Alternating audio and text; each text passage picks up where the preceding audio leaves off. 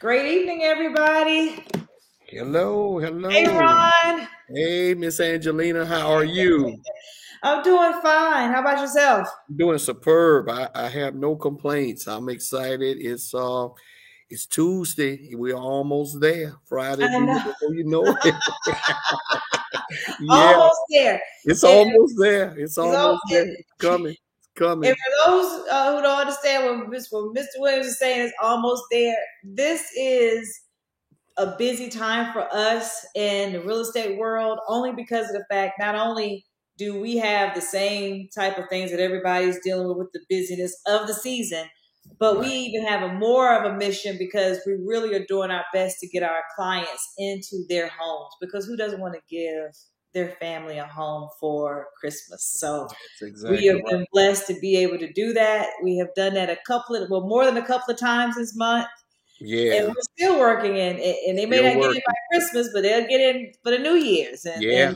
so Yeah. forth. So that's always a blessing Absolutely. to be able to do that. Whatever schedule they're on, we're gonna make sure we get them there by that time. That's for sure. So we are excited because for a lot of people, this whole season, this whole year, even in spite of being in a pandemic, has really been a very prosperous and great year of helping people. So we're here to do it again tonight. There we go. And if you joined us for last month, we talked about how to purchase in a pandemic. We're continuing that. We're catering it more towards, because of the fact we realize that it's getting closer to tax season. And a Mhm. lot of our clientele, the good thing about the pandemic that I like is that it's now encouraging more people to open up their own businesses.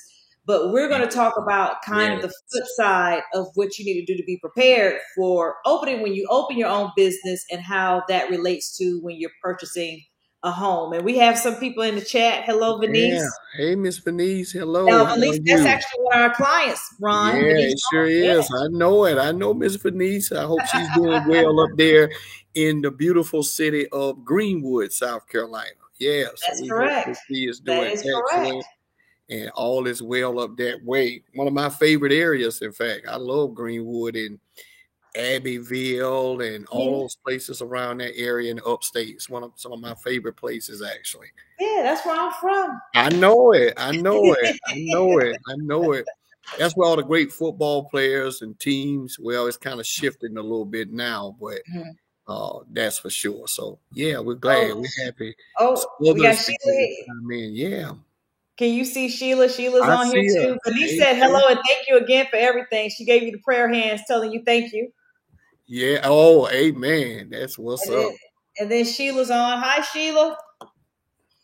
Hey, for those who don't know, in our chat, we may not can respond to you text Right. wise, but we see anything that you put in there. So if you have questions while we're on live, you can put it in the chat on Facebook and we will be able to see it and direct your questions. Okay. Yeah. Just to kind of give you guys that. And All I tell right. you, So and we're I'll tell talking you about another thing, how to Angelina. say We'll it again. encourage them. I said we'll encourage them as well to maybe consider sharing the stream as well, Yes. There you go, because Ron. That's someone may right. not be aware that this is on. Because we're our team and our approach is all about helping people, and so the only way that we can help is that we've got to provide the information, and I know that everybody's real busy, so that's the great thing about the pandemic as well. It has Mhm. given us the ability to communicate better, and right from your phones and right wherever you are, you can get some life-changing info. So consider sharing it as well. Yes. And this will continue to be on the loops. This actually was go on both Ron and my Facebook pages, as well Right. as I have a YouTube page, Deals with Angie too, where you could be able to continuously replay this as well, guys, so if you missed some tips on here. All right. Yeah. And Yeah. also, like Miss Sheila says, tag and share invites to others. Yes, you can Right. definitely do that. We appreciate that too. And your podcast. Don't forget about your podcast, which is Yes, for those who don't know, I actually have a dream of mine, and well, not a dream of mine, but I just love encouraging and helping people. And so, yes, I have Me and My Thoughts podcast. It's going to be coming up for a new season that we're going to be doing new episodes on there. But you can go on there right now, Me and My Thoughts, with myself, and it'll have just a lot of inspirational snippets, things that we think about that's encouraging and spiritual, and just you bettering yourself all together. That's what I want to do, which is All why we right. do what we do here too. That's exactly right. Excellent. Excellent. All right, so Ron, so one of the things we talked about, so if you missed the intro, we're talking about still how to purchase in the pandemic, but what we're finding out is that we're seeing that a lot of people are business owners, and so one of the things with it being close to tax season is we really wanted to kind of give you some things to think of prior to filing those taxes. And so the first thing is the preparation for taxes when you're self-employed. So Ron, did you want to kind of comment on that of what a business owner such as ourselves need to be prepared for? Right. Absolutely. This is in this environment in which we're in right now, this is highly, highly um, uh, concerning or perhaps information that's needed for many, because as you aforementioned, the pandemic has brought about a season that we have a lot of gig workers, a lot of persons that are doing self-employment. And at some point, you're going to want to buy a house if you're not already a homeowner. And if you are a homeowner, you may even want to consider moving up in home and maybe move to your second or third home. And things have changed in terms of your income.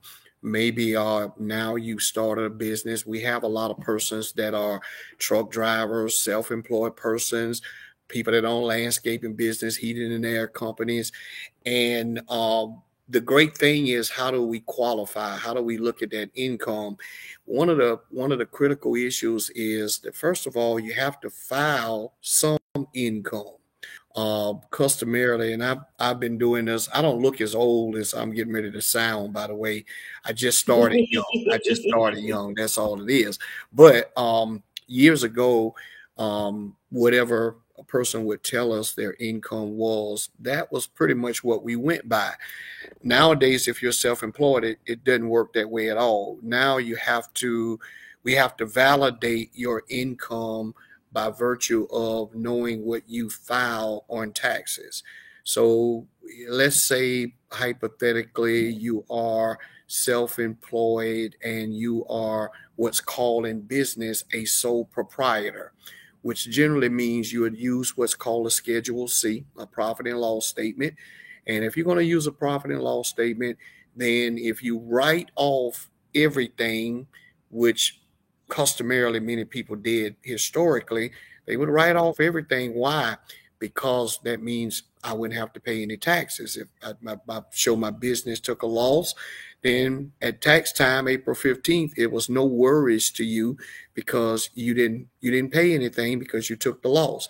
The downside of that in today's environment is that if you do that now, then what that essentially means is that you have no income recorded. So when you go to buy a house or when you try to purchase, you may discover that because you didn't file any income, then you're not going to be able to qualify. I hear people say to me all the time, say, "Well, Mr. Williams, no, man, I make $20,000 a month as a heating and air contractor, or I'm a barber, I'm a hairstylist, and I, X amount of income per month." And but if it's not reflected in your tax returns, and if it's not Mhm. reflected in your IRS filings, then it's not considered income. So you have to file it. So even if you're getting paid cash, you still at the end of the quarter, end of the month, however you set up with your tax preparer, you're going to have to show some income, which essentially means that you're going to have to pay some taxes. You're going to have to pay self-employment taxes. And that's a part of being able to qualify. So if we're talking to people that have been self-employed this year, and now it's time for you to prepare to file come next year, well, you're going to have to start reconciling how much money you've made from month to month and accumulate that and be able to file that as your income. Not to say you won't take deductions, but if you take all deductions and show no income, then when it's time to purchase a home, you're going to discover that we're not going to be able to count any income. So we want you, if you're sole proprietor, uh, to understand that if you write everything off on a Schedule C, you're not going to show any income. This is something that many people, perhaps that are starting in business, need to pay attention to, because most of the people that have been self-employed for a number of years, as you may know, have already been educated to this fact. But it's the persons that have started within the last 24 months, 2 years, really need to understand how this is done, so that if you're going to qualify right now, many times you can buy a car, and this is what confused people, Angelina, is that many people can buy a car and they say, well, I went and bought a car and they didn't ask me for any income documents. They didn't ask me for my tax returns. Well, you can still do that in retail consumer purchases. Depending upon your credit, you may qualify without having pay stubs or W-2s or 1099s or any type of income. But when it comes to housing, it's a completely different beast. You got to have it. Well, and that was kind of, and that's one of the things that we have to, when we're talking to clients, we have to find those things out, because Right. there's certain programs that, to whereas you may have to either do 1 year tax returns or either 2 year tax returns. And Right. I think a lot of times, with self-employed, like how you stated, they have the misconception, well, I made $100 and something thousand this year, and they don't realize they need that you guys are looking at that AGI on that Schedule C, that adjustable gross income. Right. And not only that, depending on what loan type they're in, you're going to be looking at 2 years. So even if they're going to make the decision that, hey, I want to get a house, and you didn't file last year, even if you file all of this amount this year, it's Right. still going to be an average. So you might have done 100 for 1 year, but you only did 50 for the other. Well, Right. then they're not looking at your income being at 100,000. They're looking at your income being at 75,000, which is half of 150 when you do the average of it. And so I think that's just something that we have to be concerned with. And so another thing I wanted to talk to you about, one of the questions Sheila asked, the questions is actually one of our topics, Sheila, is to talk about what a gig worker is. When you mentioned what are actual examples of gig workers? Because there might be somebody who's doing this and don't even realize that they are. Yeah, this is very hot right now. In fact, many people that I know that, people that I meet, and I'm just looking at the economy as a whole, and I'm seeing what's happening. And we've moved. Well, this year has been described as being the year of resignation. I mean, it's called the Great Resignations, because many people through the pandemic have found ways to make money other than working for companies or working for someone else. So now it has created lots of opportunity for many people, such as what's called gig workers. Gig workers are people that do different types of jobs. That might be their business. It may not be one particular thing. They may do items such as Uber drive. They may do Lyft. They may do Turo. They may do different types of programs that they're involved in where they make money. You got, people that I see people that have signs up that we move junk, and you may call that business, and he's a gig worker. He come and do the job, may pay $300-400, house cleaning person or whatever the case may be. There's various types. There's people that have opened up full-time customer service businesses from their home, their office assistants, and they are doing different types of jobs that are described as gig workers. So they may do Instacart. They may be drivers that deliver food to your homes or whatever the case may be. So there's various examples of persons that are making, by the way, a very good income in doing that type of work. Many people love it because they're able to control their schedules better, and they're able to provide a better income in many instances, and not have some of the items that's customarily needed in order to open a business up, quote unquote. So these types of jobs, they're all 1099. They're self-employment. We call them gig workers. Musicians are gig workers. So that's one of the more familiar types of terms or perhaps we can think about when you think about persons that may play a gig and they may get paid $100 or $200, whatever the case may be. And this may be their full-time job. Well, you're still self-employed, which means that you're going to have to figure out what type of filing you're going to do if you're going to qualify to purchase a home. Are you going to do self-employment, sole proprietor? Are you going to do a corporation? Are you going to incorporate? Whatever way you do it, you're going to have to show income. We can look at those types of instances as long as you've been doing a couple things that are very important that you must know. Number one, you've got to do it at least 24 months. And we can really take that timeline for any person that's self-employed. If you started a business, working your own company, gig work, or whatever the case may be, you need to be doing it in order to qualify for a home, a bare minimum of at least 24 months, that's 2 years. So you mentioned earlier that we average the income. We look at whatever you file in terms of income, and we average that over the last 2 years. So for instance, just a quick example, if a person says that I made hypothetically, let's just say $50,000 this year, and I made $40,000 last year, so that's a combination of $90,000 in the last 24 months. So what we would do is take that $90,000 and we would literally divide that by 24, and that would represent your monthly income that we're going to average for the last 2 years. So for persons that are just starting this year, maybe you became a gig worker, or maybe you became self-employed, or maybe you started a business this year. So come February, at least when filing season opens the end of January 2022, but certainly by April the 15th, you must be able to file that particular income, and it's not going to become usable until 2023 because we got to document it for a bare minimum of at least 24 months. Right. Okay. And right. Another thing is, I think that a lot of people don't think about when you're talking about gig workers is, like, I know of a lot of people who do Uber, who do DoorDash, and they also have W-2. That's the other one I was trying to think of, DoorDash. Yep, yeah. And they don't look. Don't ask me how I know about DoorDash. I won't.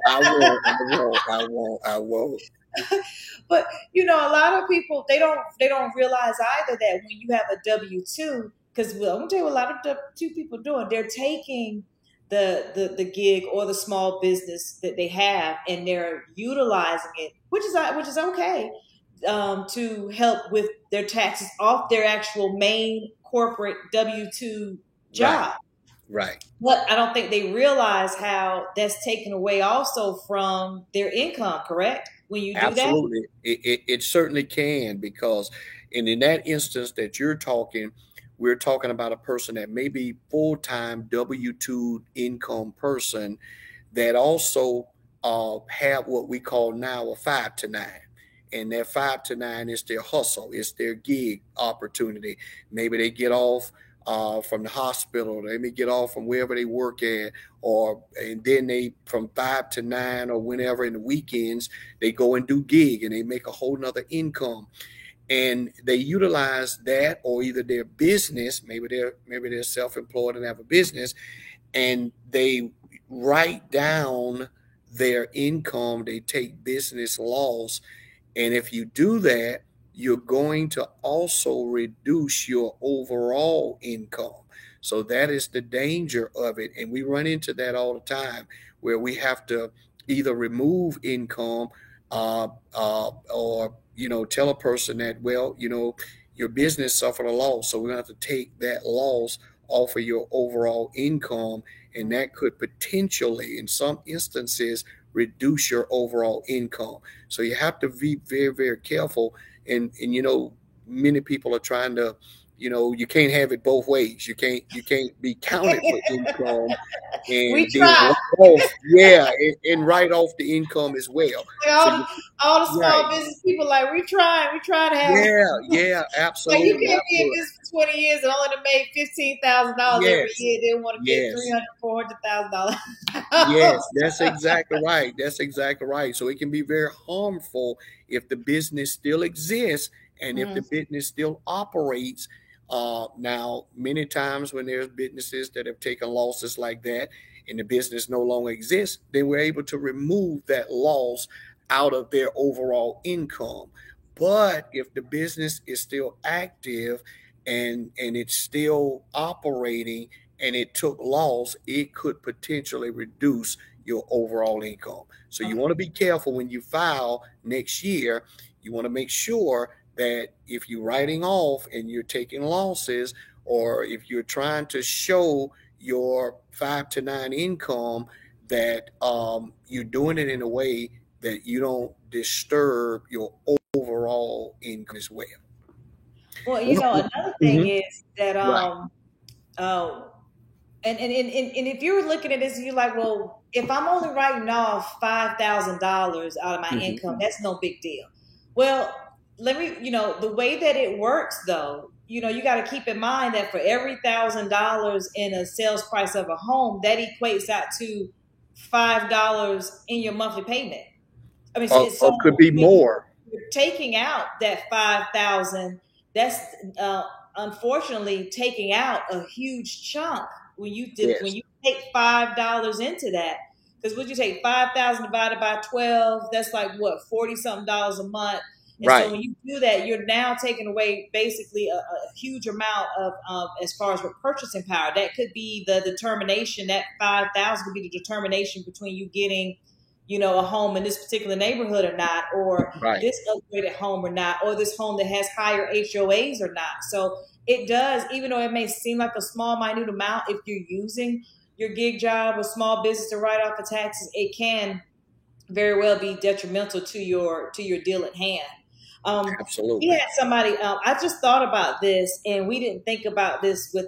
We didn't talk about this, and I hope you don't Mhm. mind me throwing this in here. No. But I have had people come across to me too. If you don't have and I know this is talking to small business guys, Right. but if you are a person and you're working for a business and they're paying you through their business as a contractor, you're a business. Yeah, your So, business. Yeah. you recognize Right. that if you're getting paid by a 1099, whether it's your Right. business or not, but somebody's paying you through a 1099, and it doesn't have to be a business name, it can only just have your name on there. You are a business. Because I You're remember I had self-employed. a couple that was being paid like that. Right. They were getting paid big money, but here it was, they was getting paid like that, and they was not claiming, and so therefore they could not at the time afford a home, unfortunately, because they weren't claiming any income because they was doing exactly what we were talking about as far as writing off. And when Writing they off. their employer, they're thinking like, okay, well, I'm an employee. And it's like, no, No, you're you're not. 1099. Right. You're 1099. And many people don't understand that because, one of the things that we are seeing a lot more of, and it doesn't per se fit into the scheme of self-employment, but I do want to make mention of it because we're seeing quite a bit of this more recent within the last few years than ever, and in particular, maybe since some of the Trump tax cuts went into force and way some of the tax laws have been changed. And uh, many instances,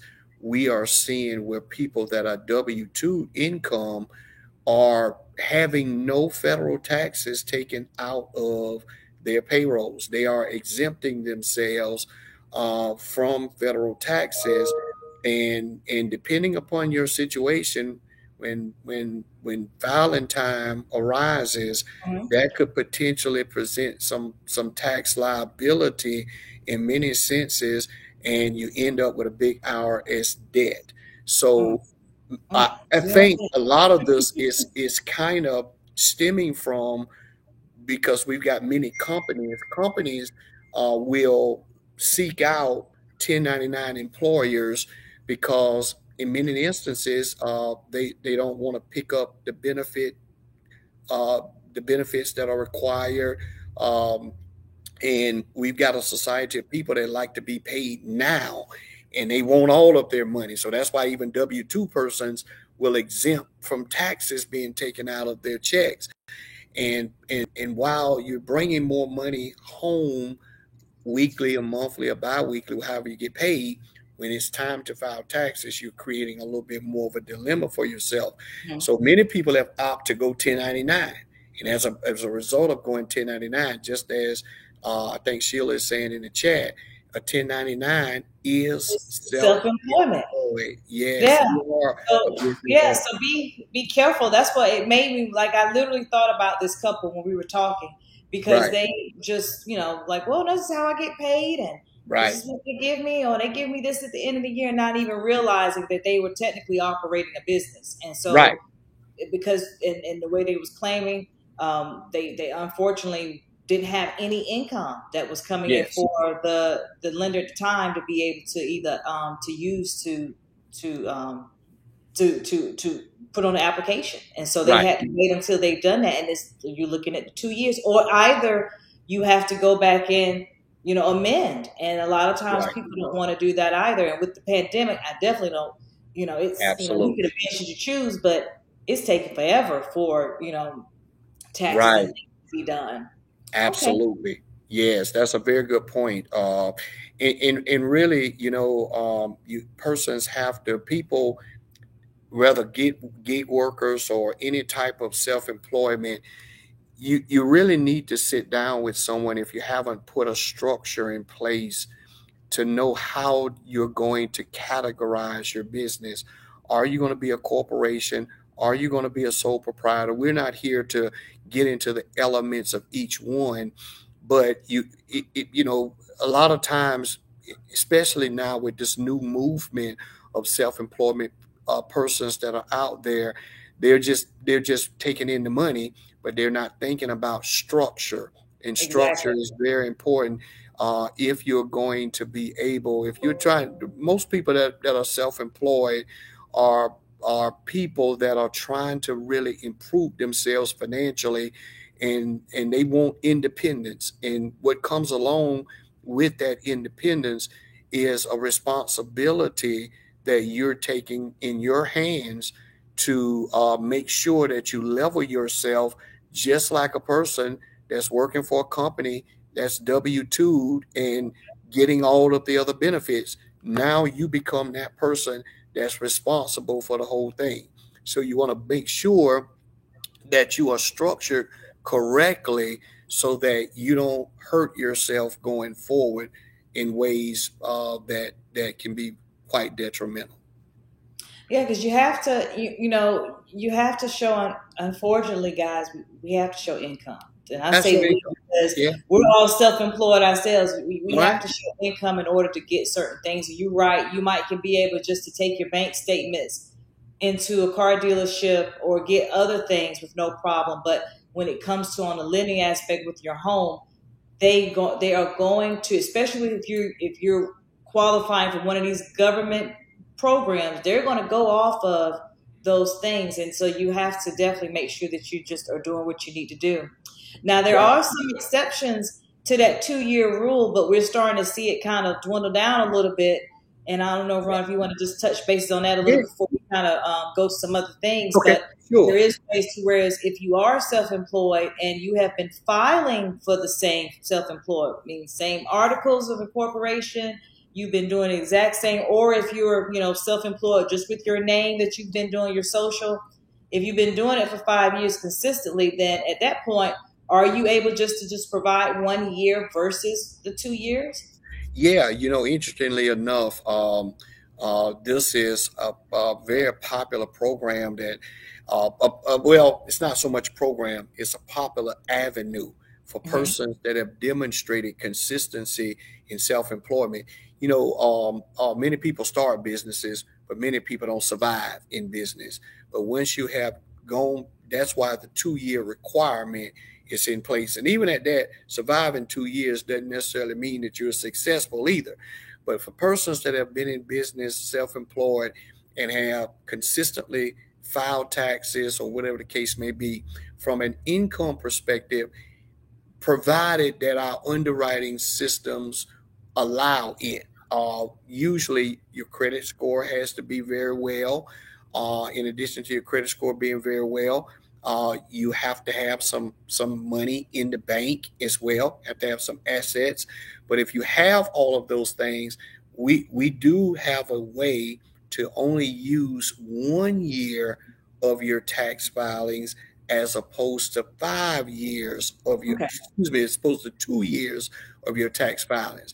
What that means is instead of having to do an average of 24 months, which depending upon how your how your years have gone, we may be able to use just 12 years, just 1 month, 12 months instead of 24 months, which can Okay. mean that your average, if you had a great 2020 and you're getting ready to buy in 2022 and you file come April 15th or January the 31st and Uh-huh. your electronic filing has been received and you show that you've been in self-employed for 5 years and our underwriting system says that you qualify for 1 year return, then you can show just 1 year what you did in this year here Okay.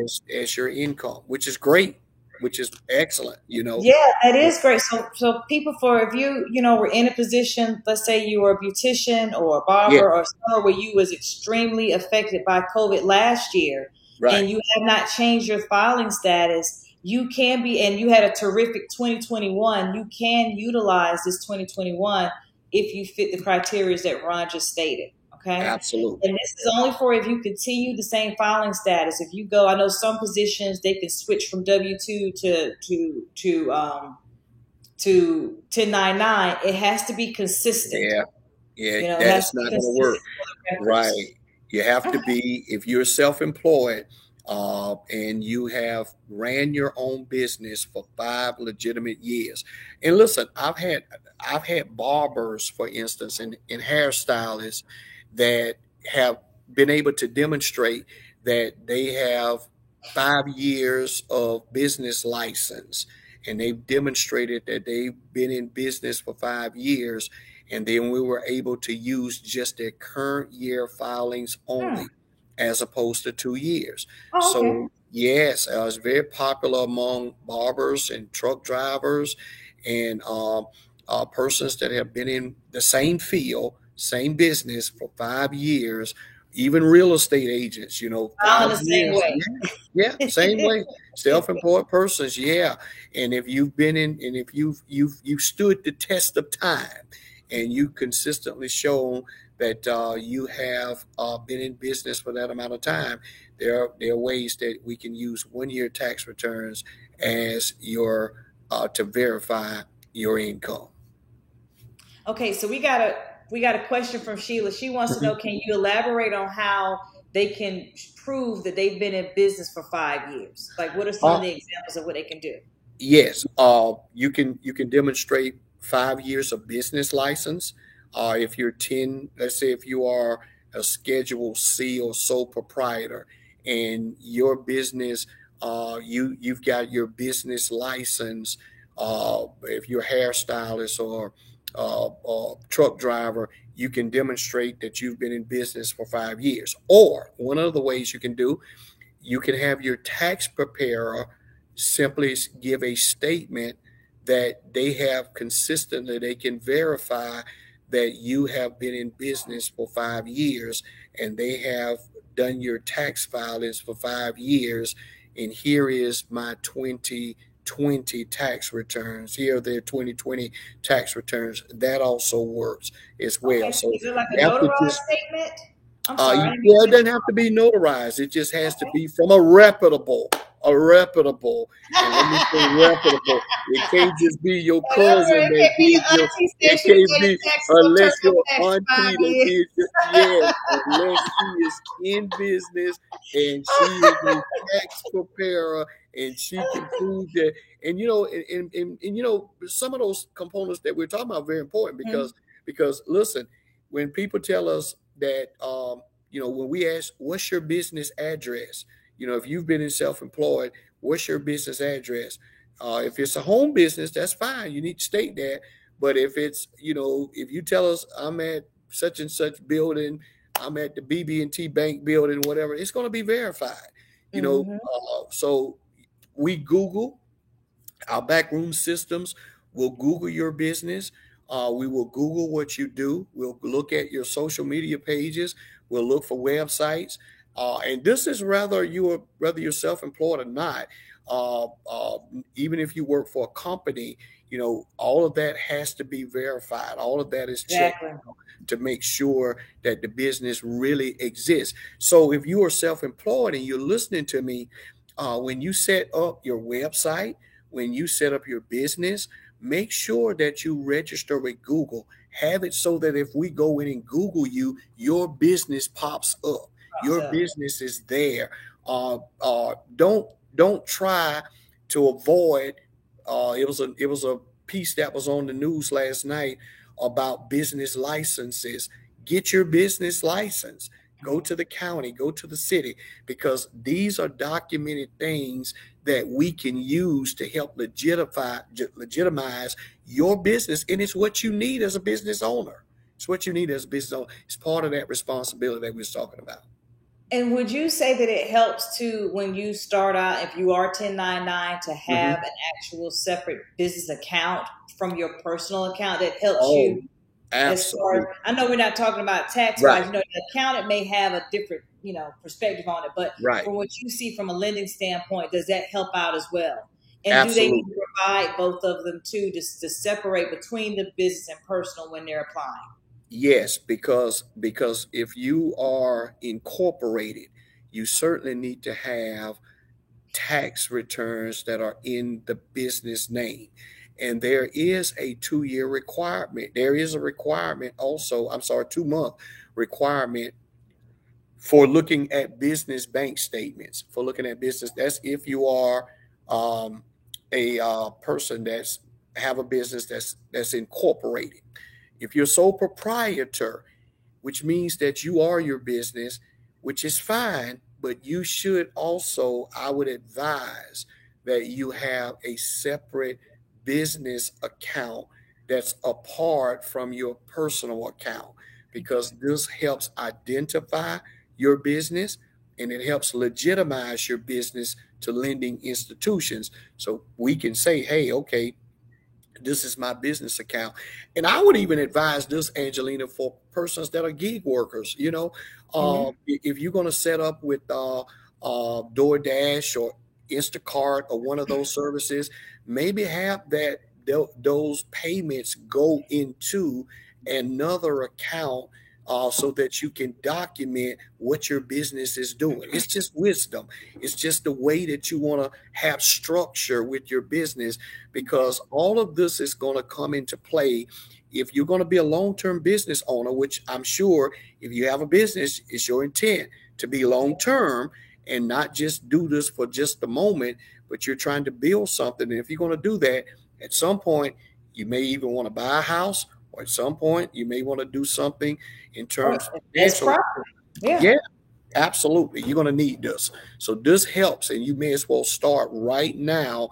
And I would urge that if you're self-employed and you're listening to us on this piece tonight and you need guidance, you know, we would love to look at your situation, because maybe we can help guide you through the pre-approval process, show you some of the instruments that it takes to get you there, to help you go forward and be ready, to come back to us and be mortgage ready.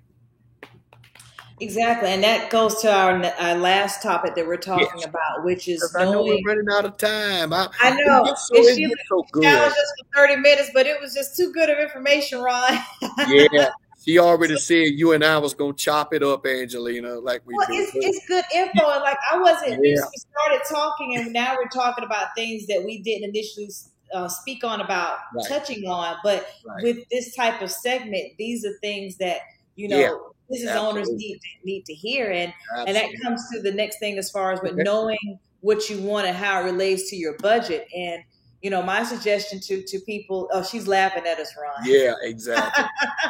Yeah, Oh, you know, it's really serious if you are a business owner to think about what it is that you want. Like I was stating before, it was kind of in a humorous way. But if you have been in business for a very long time and you are wanting to get whether it's your starter home or you are at this point where you're establishing your business and you want to get your dream home, you have to show your income. And so if that's the case, you need to go ahead and start now, because you may be in that boat to where it is 2 years, and you may have to either go back and amend, or you may have to go ahead and get started coming with this current tax season. Or if you're 1 year, and you need to know, like I said, how that relates to your budget. If you know that you want a $400,000 home, you're going to have to show more income than $40,000 a year in order to get so. Now, Ron, I know you can't tell people exactly what they have to do, but do you have any insights in if I'm a business owner and I know that I'm wanting to purchase, what I need to do to get myself together financially in doing so, and how that relates to what it is I'm trying to obtain? Absolutely. Just what you aforementioned is so very important, is that you know what you want. I recently talked with someone, a client, that he knows his needs are going is going to take him to a price point of about $600,000 or more.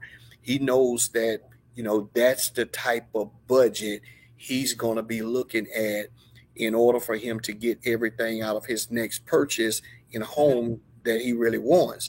So we were able to have a conversation about what income wise, what it's going to take for him to be able to get to that type of budget. And as you aforementioned, you cannot come back and write down your income to $2,000 a month if you want to buy a $400,000 house. You're going to have income that shows that you can sustain a $400,000 payment, and that you make that type of money and you file that type of money. And that oftentimes equates to a pretty large tax liability. And one of the things I want to make mention about that, when you do show income, you're going to have to show that you've either paid the tax liability that you have, or either you're going to have to show that you're on a payment plan. So all of these are items that are very important to budgeting, because we have to budget in. If you're on a payment plan with the IRS, how much is that payment plan per month? I've seen where people have filed and their payment to the IRS is so large that it brought down their qualifications, based on what they filed. So my suggestion is that you talk to us, reach out to us, and allow us to look at it, because again, we look at not just your income, we look at your credit, and we look at your debts and your current liabilities, and all of that play a role in it. I've had clients that make $1 million a year, but they spent $1 million a year. Yeah. And we ended up right back where we started, nowhere, So we've got to look at all of those things and have guidance along with your tax preparer, so that we can help you understand where you need to be and where your budget can really, where your budget must be in order to afford what you're trying to buy. And yes, and we had someone just put on here, Mrs. Nikki Simmons. Hi, Nikki. She asked, what if it's an older home you want to purchase? Nikki, if you're a business owner, it doesn't matter. You're still able to purchase whatever you would like. Yeah. It's just mainly getting the groundwork set to be able to be approved for. But if you want to if you want to find out more information about with purchasing an older home, what's needed, I got on here. Reach out to either Ron at.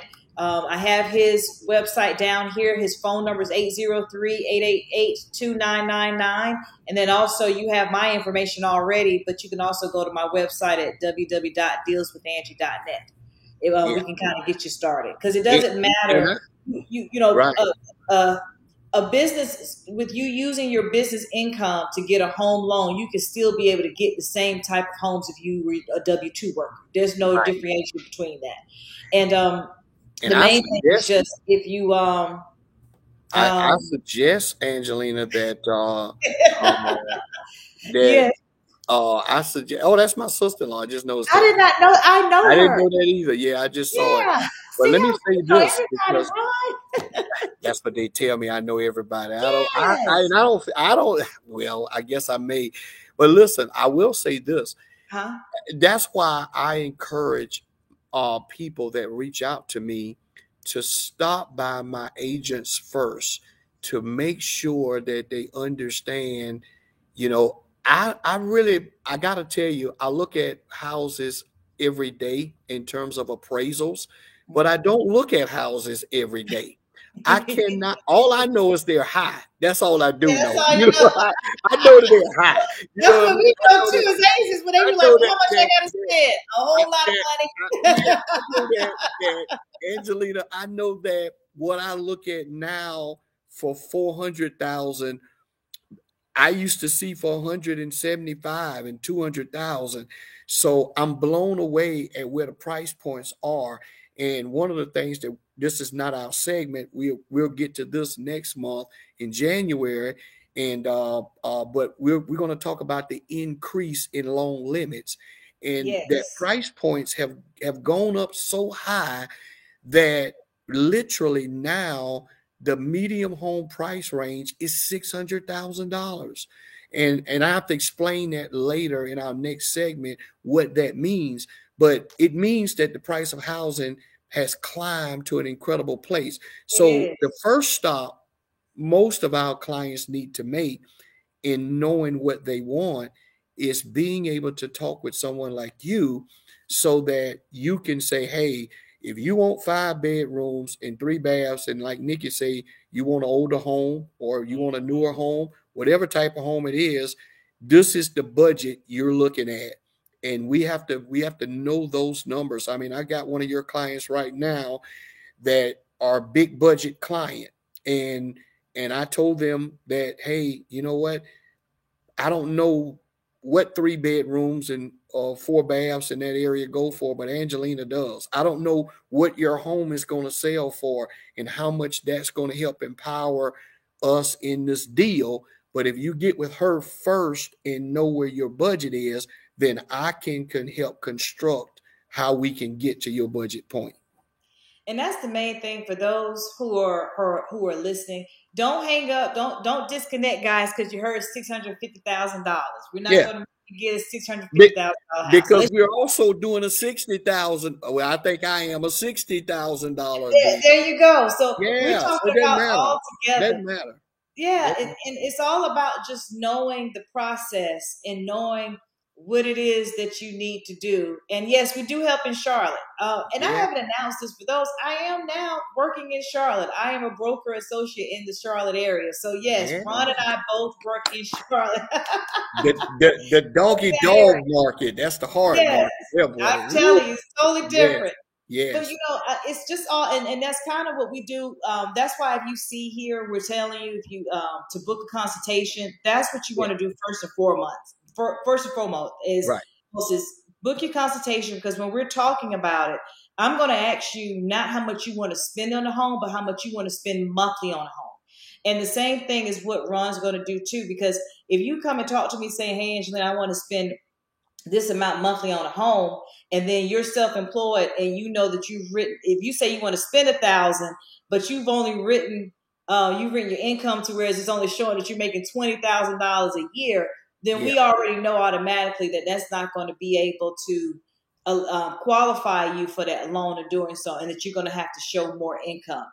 right. It's a formula that lenders use, and unfortunately they can't work it backwards for you, but they can at least I can at least tell you that, hey, you're going to have to show a little bit more of this in order if you're going to really get approved for X, Y, and Z. But Right. that's why we have it set up this way. We work together. I have a client now, and after I talk, she's like, Angelina, I don't want to be over this amount. I let Ron know, hey, Ron, she doesn't want to be over this amount, so give me the numbers based upon that. Now, the Right. lender's going to tell you the most you qualify for, but if you say that you want to stay in this monthly budget, one thing, that I can say that we both do is making sure that you stay in that monthly budget, because we want you not just to purchase the home, we want you to maintain the home and be comfortable in the home. Right. If you're a business owner, it's already stressful owning a business and running a business. The last thing we want you to worry about is how you're going to pay for your home when you're supposed to have peace there and things. Absolutely. And it's so very important because again, we've got, yeah, I'm glad you made that statement because, of course, many people can qualify. Um, Qualifications can go all over the place, but it's Hmm. really what you want to pay per month. And that's what we get down to. I have many people that can qualify to go to $2,500 a month, but they'll say to me quickly, Ron, I don't want to be no more than 1,500. I don't want to be no more than 1,200. But what we need them to understand about that is that with whatever budget, you have to set the right expectations on the type of house you get for that budget. And Yes. that's what you are very good at in letting clients know, because we get a lot of people that, hey, I only want to spend $1,000 a month, but they want 5,000 square feet. And it's not possible. And it's just not possible. So we need them to understand what type of property that $1,000 gets you per month, and or either whatever budget it might be. We'll help you get there, but we want you to have a good starting place and know what the market dictates. Yes. Exactly. And like Ron said, next month, we're going to actually be doing a home buying seminar. So we want you guys to stay tuned for that. Keep a lookout for that. And we're going to go and dig into deeper as well, because we're doing these every first Tuesday of every month. We did not do it last Tuesday because it was coming off of the Thanksgiving holiday. Right. And honestly, we like I said, we've been working with getting families in their homes in time for Christmas, which is was our main priority. But we are definitely doing this every Tuesday at 7 p.m. Put it on your calendar. You can do it at my Facebook, which is Angelina McFadden. And then Ron, your Facebook page is? Ron, the mortgage professional. Yes, is Yeah. yeah, Ron Williams. I'm sorry, the mortgage professional. I'm right there, and you just look us up, or either Silverton Mortgage. You can Google that as well. Put Ron Williams in, Mhm. and both Sheila and I, we cover this mortgage market both in Columbia and in the Charlotte, all over North and South Carolina. We're everywhere. Anybody needs assistance and needs help, and we're here to answer your questions and help guide you through the difficult terrain. And I'll tell anybody, it doesn't matter if you got good credit, perfect credit, income, all of those things. There's a lot of potholes in this process now that are It out is. there. And what we are good at, we know the rules, we know the guide, and we help you navigate to a successful close. That's what our aim is. And it's also most important, guys, for you all to remember that it is really changing, like he stated, a lot. And so, what took place maybe 2 years ago or a year ago that somebody purchased is not necessarily all the time that's happening now. So, when you start this process and you're speaking to others and they're letting you know, I was able to do this, I was able to do that, what's going on, please know that you know, Ron literally deals with about 30 plus transactions a month. Am I correct in that? Yeah, we deal with quite a bit. Yeah, He deals with absolutely. 30 plus transactions a month. Yeah, Uh-huh. I'm getting to that point where I can do 30 plus I ain't transactions a doing month. quite. I'm not That's doing where quite I'm ready to get 30, to. but But we I we, have, we maintain a pipeline of there you about go. 25 I more. may get Yeah, 30 per month, but it has been yeah, over the hundreds. So, yeah, when you're speaking to others, and that's not to say not to talk to family and friends and associates and colleagues with their experience, but just know that possibly that 1 to 2 3 experience compared to 30 plus 30 in a month and 10 sometimes in a month is we're seeing things from a different perspective in a whole light, and we're yeah, all about trying to be proactive in things versus being reactive to a yeah, situation as well. So you may have to do a little bit of homework, and honestly, just have the patience. That's my main thing that I'm telling all clients. is just have patience with this market. You know, buying a home is one of the most biggest investments you're going to do. And so it's worth it. It's going to be worth it at the end, you know? Right. And Hey, Miss Betty. and it just, you know, it's just it's a great process.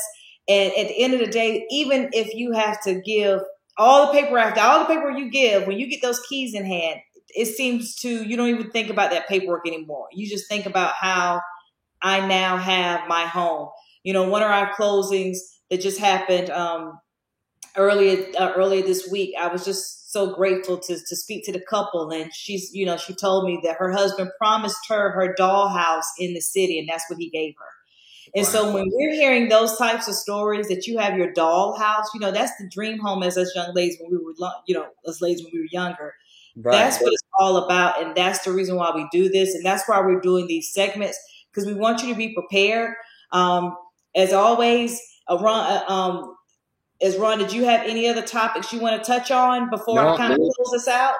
I think that we've covered most of what, you know, of course, when you get into self-employment, there's so many different components to it that because we can go from, you know, I probably looked at one of the most complicated set of taxes that Sheila had recently that I mean, we just dropped our heads because there were so many different moving components with it. But that's what we do. We know how to deconstruct them and look at them because many people have different types of returns corporately, and many people receive different types of income from various sources. You may be a partner in a business that you don't operate in that business day to day, but you receive a K-1 profit statement or loss statement from that business at the end of the year. So how do we deal with things like that? We certainly don't have in a segment like this that amount of time to go into how all of that is done. But that's the reason why you want to reach out to us, because each situation plays out different. I think you said it best, Angelina, is that this change so frequently that I urge everybody, even if you bought a house within the last 2 years or 3 years, it has changed since then. It's completely different. So what you experience now is completely different. You may have a family member or a friend and tell you, oh, I didn't have to go through that, but their situation may not be like yours. Everybody's case is completely different. So you want to be with a professional. Experience does matter. We've been doing this for 28+ years now, and so we were in the market when the market was incredible, and we were also in the market when houses were sitting on the market for 365 days or longer. So we've seen it vacillate on both ends, and I think you mentioned this in your statement that the more transactions that you do, that type of experience matters because it exposes us to different scenarios that everyone don't know how to deal with. So we're here to get it done and try to make it the best process it can. But buying a home, just, you know, you have to be prepared for it. And that's what these segments are about, helping you get prepared. Simple as that. Exactly. And know that your lender and your realtor, we are your friends. We want the same goal.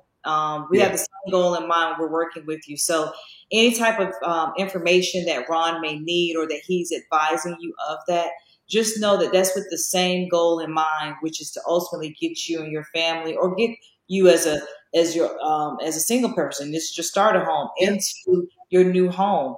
And this also, guys, if you all not for all my business owners, and let's say you're in your home and you're not looking to sell or upgrade or downgrade, you can also be able to come to Ron and speak to him about investment properties. We do assist with that. We do have clientele that has investment portfolios that we're working on too as well, and he can be able to assist in guiding you on how to do your business income in regards to that too, and what needs to be done. Okay, absolutely. So, and we may have to touch on that one time, another time, maybe dig a little bit deeper. There might be a segment about investments. And how they can, be able to utilize that too, and what they need to do, and what's needed for investment loans too. We need to do that. Absolutely. Absolutely. All Like I right. said, there's so many components to self-employment, but this was just the beginning. We got much time ahead that we'll come back to this topic, and we encourage others to share it because it may be somebody that that's in business for themselves, that maybe they were struggling trying to figure out how can I utilize this income, how can I purchase a home being self-employed. Well, tell them to reach out to us. Yes. And I was told also, if you heard the chimes come through, for some reason, the system did not send my link to my Facebook Live page. So, guys, please share Oh, this. It oh, did, but it's not a problem. They were okay. able to get on through yours. That's the good Okay. thing about having a team. Our Yeah. digital team got on it and they helped with sharing it so that way so we can have more people. But if it's going to go through and I'll make sure that it's uploaded on my page, it's going to automatically upload on Ron's page. So if you missed any of this, and please go on there. You can also go to YouTube at Deals with Angie on the YouTube channel as well to see this too. Excellent. But this is the first of many. Like I said, I've been putting down here the consultation of where to book, and then also as well as to get your phone call too. You can call here as well too. And that's it, guys. All right. And I guess if we don't see you all anymore, please have a great and a Merry Christmas. Yes. May you and your families be safe. May you be blessed. We thank you all so much for a wonderful 2021. Ron, thank Yeah. you. Thank you. Thank you. It's just been Thank a you. pleasure. Absolutely. Same to you guys as well. It's been great. And we look forward to 2022 in our next segment in January, second Tuesday. There We'll you be go, back. second Tuesday. And also be on the lookout for our home buying seminar where we will be live in person. Yeah, exactly. I'm excited about that one. I can't wait for that one. I'm looking forward to it. We'll have a live audience. Yeah, so it's Exactly. gonna And be for all of you all that have been on with the chats, thank you all so much for hanging in there with us. Thank you for your questions. We greatly appreciate the participation. We love it and we enjoy it. And you guys be blessed. all right. Good night, everybody. Thank you. Good All night. right. Thank you.